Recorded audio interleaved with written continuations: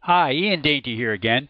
And today I want to talk to you about your social media strategy and the fact that it starts with your website. And let's look at some other things before we jump into it. Um, as you know, the business world is changing very rapidly. The whole world's changing rapidly. Europe with their debt crisis, and the U.S. has a debt crisis, and I'm in Canada, and we've got a debt crisis too. With the recession going on, it just seems to linger on, and who knows what's going to happen with Greece, and if they go under, what happens with the rest of the world, and there's a U.S. election going on. So there's many things that are happening that are affecting your business world. And I wanted to talk about, again, social media and your strategy. Now, I mentioned in the email and in the text that you read about Intel. There's a fascinating article in this Saturday's National Post, which is one of Canada's national newspapers, about Intel and the fact that in 2006, Intel decided to get out of the mobile business. Right move, right? At that time, they didn't see the future in it. Well, it just goes to show you that even some of the best scientific minds in the world aren't always right, and we know that Intel has a lot of the best scientific minds in the world. And so this week, they've decided, from the Computer Electronics Show, they've announced that they're going to return to the smartphone battlefield with a new line of processors called Medfield. So we all make mistakes, but what we want to look at is we don't want you to get caught like Intel was caught in 2006. You need a social media strategy now. It's not next week, but you need to get it started now. It's very important that you have one and that you get it started now if you don't already have one. And it starts with your website, as I mentioned. Now, we all know that marketing sales is the lifeblood, or both rather together, the lifeblood of your company. And your social media strategy is part of your marketing strategy and driving more leads and driving more sales. And you need to have it now. You need to be involved with your social media strategy. And your best website from your marketing standpoint and from a social media standpoint, or your best marketer, is your website. So your social media strategy starts with your website. As I've said here, you have to understand that social media really is encompassing. It's almost like an internet strategy versus a social media strategy, but people call it social media. But you have to include your website. There's other things that are included too, like LinkedIn and Facebook, Twitter, etc. for B2B, and I'm going to talk about those in later videos. But today I want to talk about your website and what it needs. There are three factors that are important for your website. First of all, your website needs to be found. So about 80% or more of searches are done on Google, and you need to be on the first page of Google because people don't go very much further than that, or if they go at all. Many times they don't even go down the first page. You look at the first 3 or 4. So your website needs to be found first. And as I mentioned, you need to be on the first page of Google. The second thing you need to have, the factor, is you need to keep your visitors on your site. So you have to keep them interested and engaged somehow. I'm going to talk about that in a sec. And the third thing you need to do is to get their contact information. And you don't need to find out who their first son is and their parents. Like some people ask for so much information that people just don't leave it anymore. You only need to start with 2 pieces of information. I'm going to talk about that in a sec. But you need to find a way to get their contact information. So let's look at the 10 website elements that you need. We talked about the 3 factors, 3 general factors that you need to do. Let's get a little bit more specific and talk about the 10 website elements that every website needs these days. First of all, your website is your best marketer. And it needs to be your best marketing machine. It needs to give your visitors a reason for staying at your site once they get there. The good news about this is that you really don't need expensive brochures anymore. You simply send people to your website for all the information they want, and I hope you do that. But your company's website must then engage your visitors and give them a good reason to stay. And you simply cannot have a website that mirrors your competitors' sites. You need to be different. And most people's websites particularly in the B2B and in the technology world, seem to mirror their competitors. The way people find you is different now, too. People find you based on keywords, as you probably know. And these can be one-word or many-word phrases that people use to search for something. If your website is not rich with the right keyword for your business, then you're out of luck. You won't be found and are losing a lot of business because of it. As I mentioned before, over 80% of people now find you before you find them. You also have to show your differentiation. You need to show your visitors why they should stay at your site rather than go to your competitors' sites. There are many factors that will make them stay, and I'm going to talk about them as we go through this. So your website needs to be your best marketing tool. Your visitors need to see what I call WIFM. And it's they tune into that old radio station, WIIFM, when they come to your site. WIFM means, what's in it for me, right? If your visitors cannot find a reason for them to stay on your site, then they will leave. Then they'll leave quickly, and usually within 30 seconds. And they'll probably not return. So you've got 30 seconds to get their attention. And a lot of times it's even less than that. And if they do lose, you've probably lost a potential client simply because your website did not show any what's in it for me. So how do you keep your potential clients from leaving your site within the first 30 seconds? Well, there are many methods we're going to go through here. But to sum it up, you need to engage them. And that may even mean entertaining them too. Your website visitors don't really care about all the awards you won, and they don't want platitudes that make you sound the same as your competitors. Tell them right off the bat what benefits they will receive by using your products and services. Again, your website has to sell them on staying on your site, and it has to sell them within the first 30 seconds. What's the next thing you need? Well, you need social proof and testimonials. People believe what other people tell them about you. They don't believe you particularly, but they'll believe what other people tell you. This is called social proof. How many restaurants have you gone to, as an example, or bought books and clothes, or attended a movie simply because other people told you that they were the things they were doing, and they were worthwhile and they were good? Social proof is one of the biggest methods of convincing people that you are the real deal and you can deliver what you promise.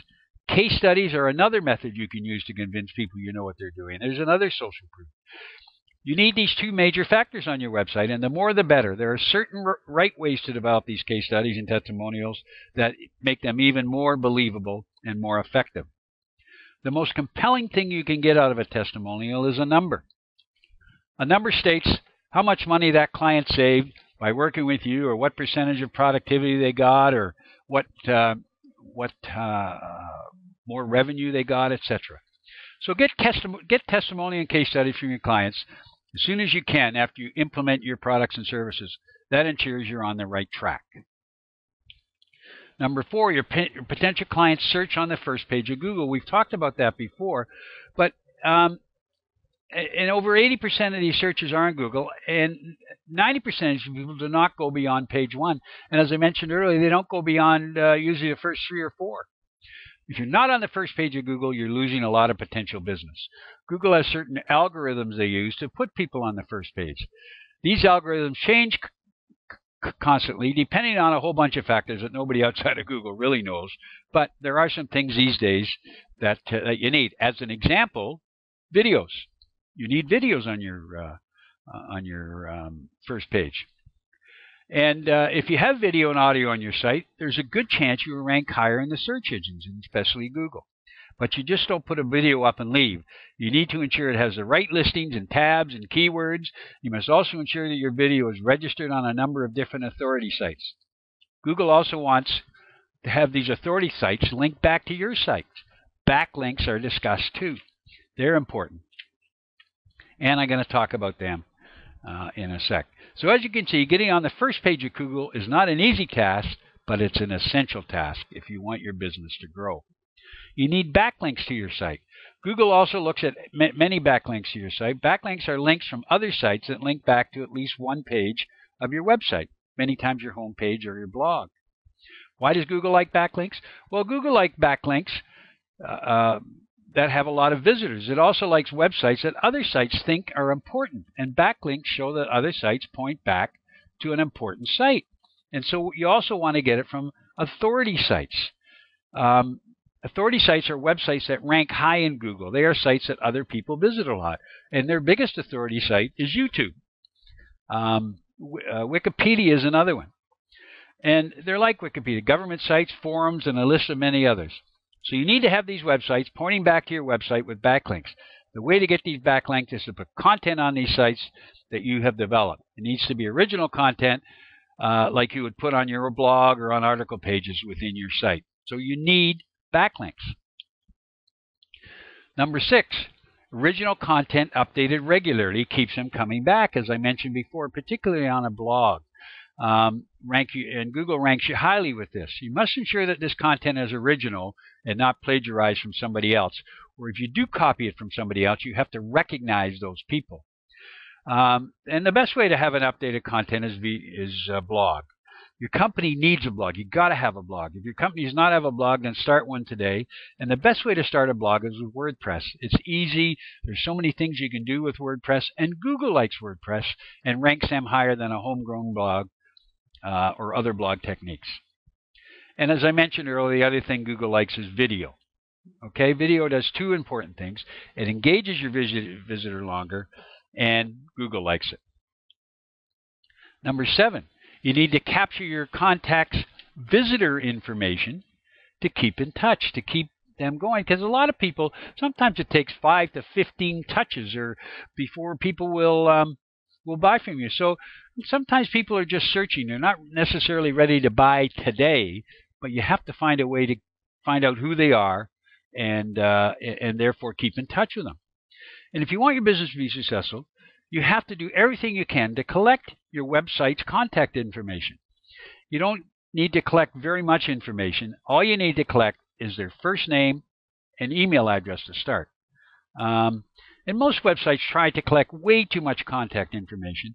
And then you got to put in a code that says, who are you, and you're not a crawler. Who cares?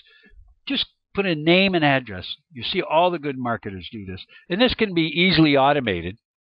And I'm surprised that everyone doesn't do it. The next thing your website, one element it needs, is communication. What does this mean?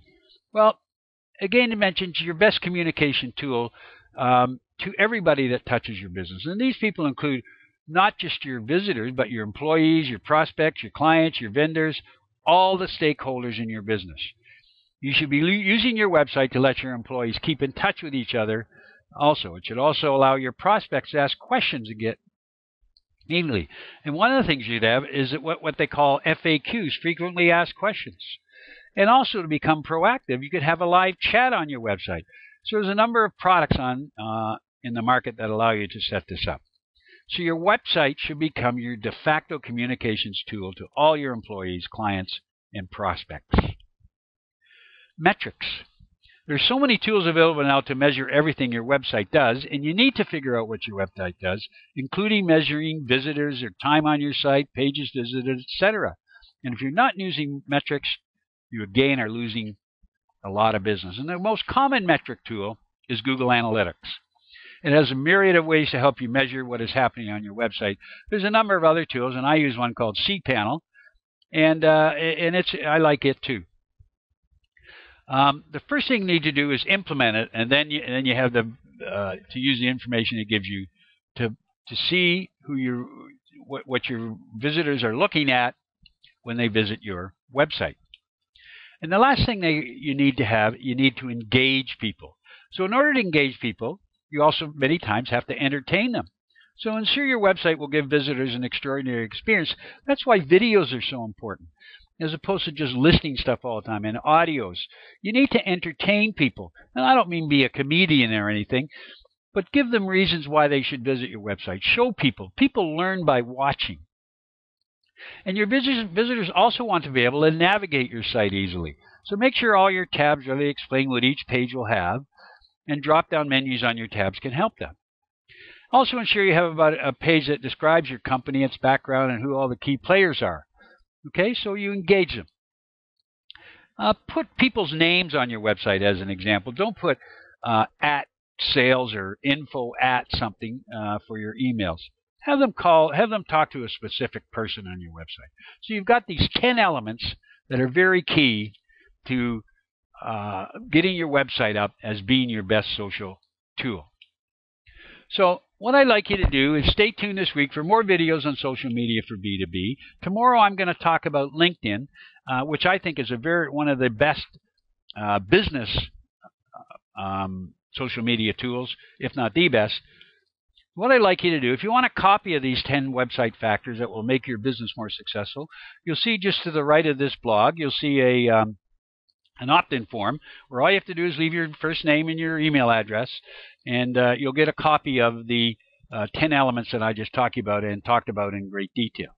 Okay, thanks a lot. Stay tuned, and I look forward to seeing you or speaking with you again tomorrow. And tomorrow I'm going to talk about LinkedIn. Have a great day. Bye-bye.